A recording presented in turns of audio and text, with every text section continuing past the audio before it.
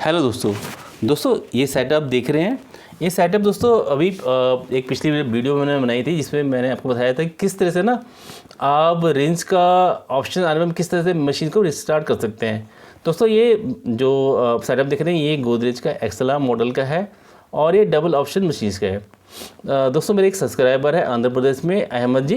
तो उनकी मशीन में ना प्रॉब्लम आ रही थी। पहले तो क्या उनका कीपैड काम नहीं कर रहा था। जैसे ही वो रेंज मशीन में आता है वो रेंज का बटन दबा रहे थे तो रेंज काम नहीं कर रहा था।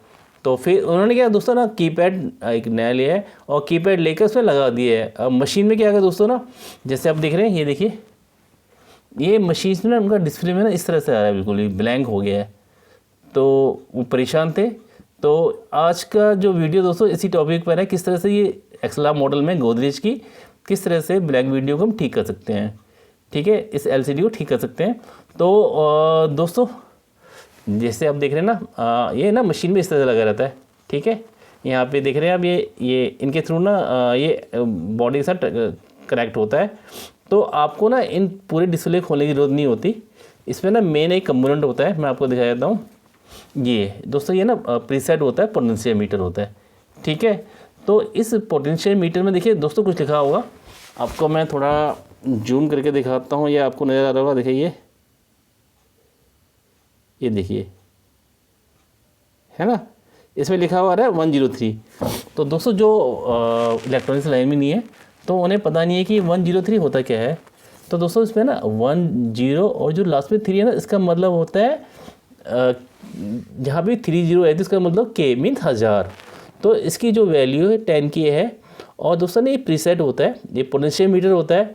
तो इसमें ना इसका काम क्या होता है कि रेजिस्टेंस को वेराई करता है। मतलब जो इसकी वैल्यू 10K है ना, तो 10K की जो रेजिस्टेंस है ना उसको हम वेराई करते हैं और जिस पिन पे हमने देना होता है ना उस पिन पे रेजिस्टेंस को हम कंट्रोल करते हैं। और जैसे इसमें देख रहे हैं ये डिस्प्ले बिल्कुल ब्लैंक है। तो थोड़ा सा डिस्प्ले के बारे में बताता हूँ दोस्तों। ये डिस्प्ले जो है ये 16:2 डिस्प्ले के नाम से आती है। तो 16:2 होता क्या है, तो दोस्तों इसमें ना 2 का मतलब 2 रो। ठीक है, इसमें 2 रो होती है और 16 जो होते हैं वो कॉलम होते हैं, खाने होते हैं, मतलब खाने कैरेक्टर होते हैं 16। तो मतलब 16 खाने इधर आएंगे और 16 खाने नीचे आएंगे। 16 कॉलम इधर, 16 कॉलम है और 2 रो होगी। तो टोटल इसमें जो कैरेक्टर होंगे 32 कैरेक्टर्स आएंगे इस डिस्प्ले के अंदर।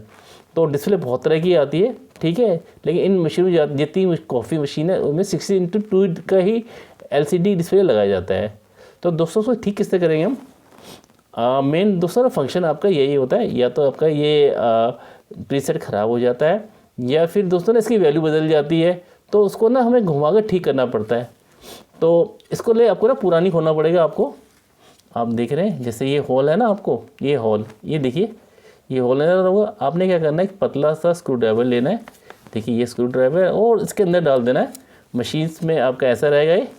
ठीक है, खोलने की ज़रूरत नहीं है आपको।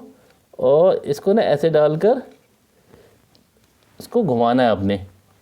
क्लॉकवाइज घुमाइए, एंटी क्लॉकवाइज घुमाइए, तो इसका रेजिस्टेंस बदलेगा। देखिए ये देखिए, है ना, ये देखिए गायब हो गया। ये आपको सेट करना है ऐसे घुमाकर, ये देखिए। तो इस तरह ना आसानी से ना आप अपने जो डिस्प्ले है उसको सेट कर सकते हैं। ये कई बार हिल जाता है या ख़राब हो जाता है तो उसको आप चेंज भी करके इसको खुद ही लगा सकते हैं। ठीक है, इस प्लेट को निकाल कर सोल्डरिंग करेंगे प्रीसेट ले मंगाएंगे तो आराम से ये खुद ही आपका ठीक हो जाएगा। तो दोस्तों मेरी जो वीडियो होती है ना वो डिटेल में होती है और मैं कोशिश करता हूँ ना अपनी वीडियो के ज़रिए में आप लोगों की जो मशीन्स है ना उसमें जो प्रॉब्लम आए, अगर आप थोड़ा सा भी टेक्निकली आपका नॉलेज है तो आप आसानी से ना अपनी मशीन को ठीक कर सके। या कई लोग हैं ना, कई ऐसे अभी टेक्नीशियन भी हैं दोस्तों, उन्हें पता नहीं होता ना कि किस तरह से इस डिस्प्ले को ठीक किया जाता है और ये होता क्या है। ठीक है, उनको पता ही है इसको घुमाएंगे पर घुमाएंगे और ठीक हो जाएगा, लेकिन है क्या उनको नाम भी नहीं पता होगा। तो उनकी नॉलेज के लिए बता दिए पोटेंशियल मीटर होता है।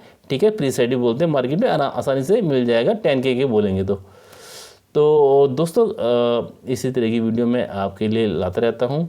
मेरी वीडियो आपको अच्छी लगे तो प्लीज़ वीडियो को लाइक करना है, साथ में चैनल को भी सब्सक्राइब करना है। टारगेट जैसे कि आपको मैंने बताया था 500। तो दोस्तों कोशिश करें आपके ना इस साल तक 500 सब्सक्राइबर हो जाए। तो दोस्तों धन्यवाद, थैंक यू।